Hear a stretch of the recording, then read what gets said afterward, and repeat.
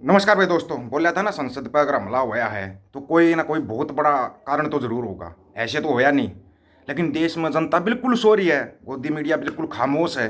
सवाल किससे करना चाहिए उससे तो सवाल नहीं हो रहा। बाकी दूसरी जगह पर रामायण चलाई जा रही है। 15 सांसद निलंबित कर दिए, 7 सुरक्षाकर्मी निलंबित कर दिए।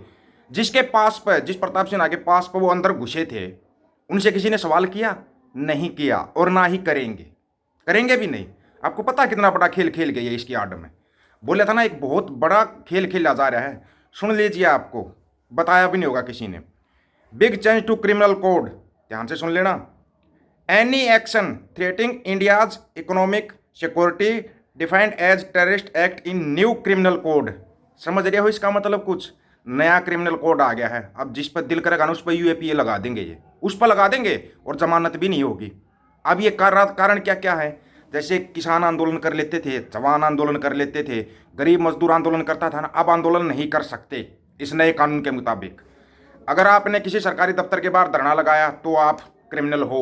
आपको देशद्रोह के केस में अंदर ठोका जाएगा, आपकी जमानत भी नहीं होगी। जमानत भी लागू नहीं है, ये भी ध्यान रख लेना, जमानत नहीं होती। आपने झंडा उठाकर नारे लगाए तो आप क्रिमिनल हो।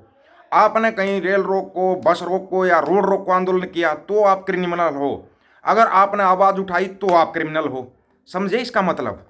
क्योंकि जम्मू कश्मीर का तो कबाड़ा ये कर चुके हैं सुप्रीम कोर्ट के जरिए। लोग बड़े खुश हैं। अब केंद्र सरकार चाहे ना उस स्टेट को तोड़ सकती है। समझ रहे हो इस कानून का मतलब? केंद्र सरकार चाहेगी उस स्टेट को तोड़ देगी और अपने उसमें ले लेगी, अंडर में ले लेगी। अब इस पे मेन मेन नज़र पता है, अभी जैसे जम्मू का किया ना, अगली नज़र पंजाब के ऊपर है। कहीं ना कहीं पहले अटैक होगा, फिर पंजाब को अपने अंडर में लिया जाएगा। आप इस चीज़ को ना लिख लेना, लिख। क्योंकि ना किसान नेताओं को ये पता कि नया कानून आ गया, ना मजदूरों को, गरीबों को, जनता को पता ही नहीं कि ऐसा कोई कानून आया है।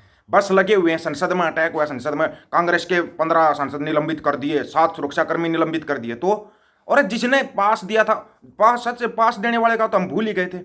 पास देने वाले ने कितना, मतलब कैसा जवाब दिया? वो जवाब हजम हो रहा है क्या किसी को?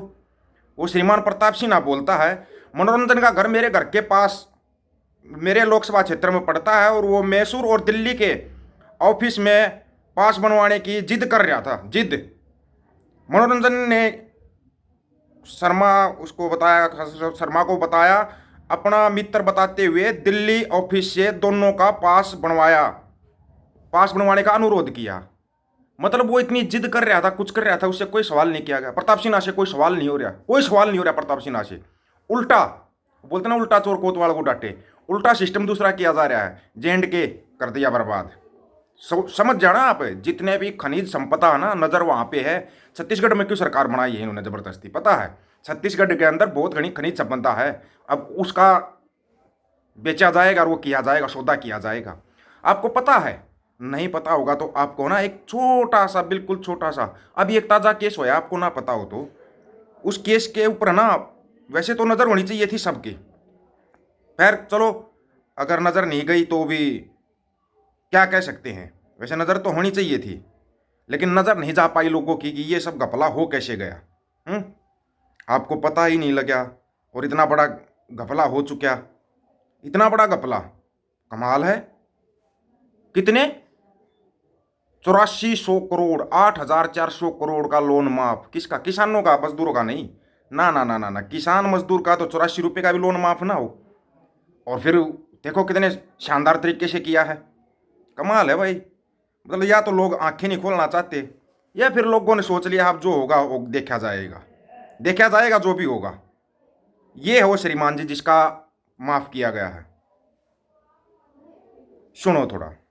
उनमें जो व्यक्ति दिख रहे हैं आपको प्रधानमंत्री मोदी के बगल में, वो सुभाष चंद्रा है, जो कि जी न्यूज के मालिक हैं। जियो न्यूज मीडिया नेटवर्क काफी बड़ा है, लेकिन इन दिनों सुर्खियों में क्यों है? क्योंकि इन्होंने बैंक से लोन लिया था, 8400 करोड़ रुपए का लोन, जिसके चुका नहीं पाए, जिसके बाद में इनका लोन माफ कर दिया गया। आपको बता दें कि 8400 करोड़ रुपए में इनको सिर्फ बैंक को 1500 करोड़ रुपए देना है, बाकी का 6900 करोड़ रुपए मोदी सरकार ने माफ कर दिया है। सोचिए, इस देश में अगर एक किसान 10-15 हजार रुपए का लोन लेता है और अगर वो चुका नहीं पाता है तो बैंक के जो उसकी घर की कुर्की कर देते, उसकी जमीन की कुर्की कर देते अगर कोई किसान 15,000 का भी लोन ले लेता तो।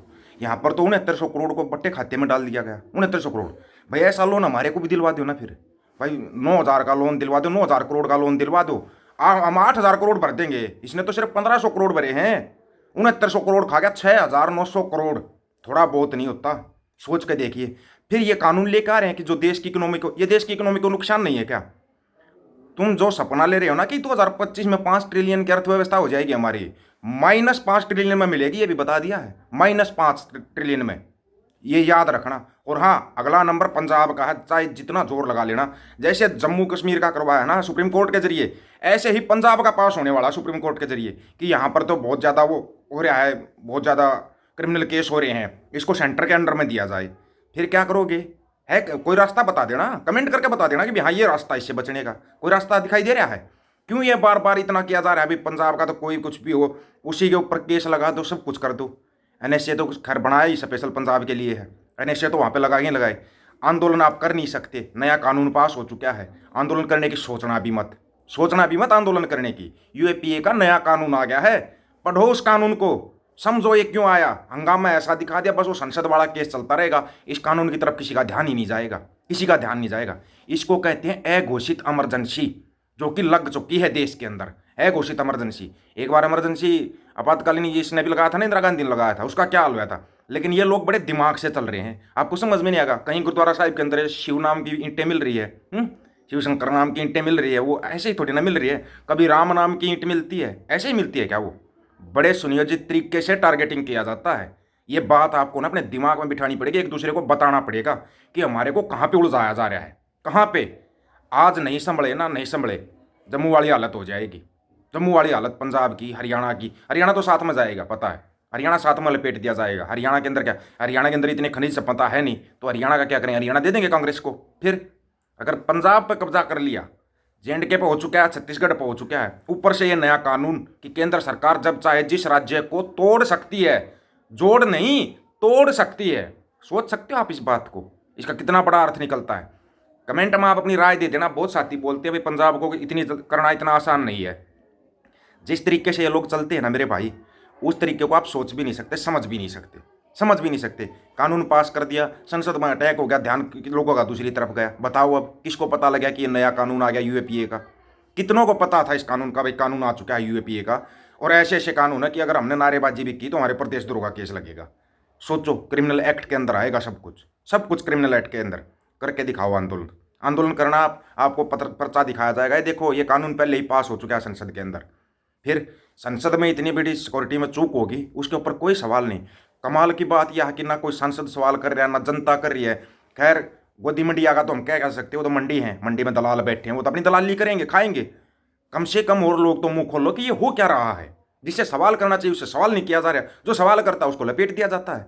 प्रकाश राज याद है, वो साउथ का जो विलेन का रोल करता था, बड़ा अच्छा एक्टर, वो सवाल कर रहा है। अभी देखा आजकल फिल्मों में आता है, वो नहीं आता, आने भी नहीं देंगे उसको, आने भी नहीं देंगे, इतने एक केस लगा देंगे क्योंकि वो सवाल करता है। सवाल क्यों? कोई बड़ी हस्ती जब सवाल करती है तो उस पर लोगों का ध्यान जाता है। छोटा मोटा सवाल करता रहो, किसी का कोई ध्यान नहीं जाता। इस एक्ट के बारे में कितनों को पता था ये जरूर बताना, और आप लोगों की राय जरूर देना। दोस्तों, आपकी राय क्या है? क्या ये एक्ट सही है या गलत है? ये राय जरूर देना। सभी साथियों को राम राम, नमस्कार, आदाब, सत श्री अकाल। वीडियो को ज़्यादा से ज़्यादा शेयर, चैनल को सब्सक्राइब और बेल आइकन को जरूर दबाना। दोस्तों, ऑफिशियल दीपक फौजी यूट्यूब चैनल, बात हक और सच की करेंगे, हक सच की बात हम करेंगे। वीडियो को शेयर करने की जिम्मेवारी आप लोगों की। वाहिगुरु जी का खालसा, वाहिगुरु जी की फतेह।